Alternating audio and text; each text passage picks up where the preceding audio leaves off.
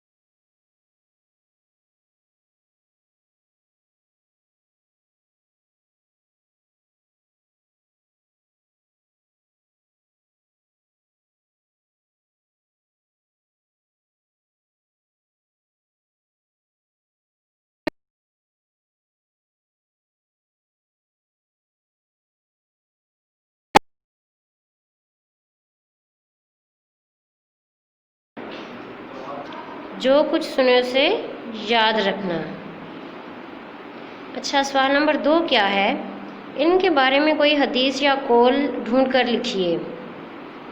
अब जैसे मैं आपको बताती हूँ कि हदीस है कि इल्म हासिल करें चाहे आपको उसके लिए चीन जाना पड़े। ठीक है, आपने क्या करना है, कोई हदीस या कोई कौल आपने ढूंढ कर उसे लिखना है।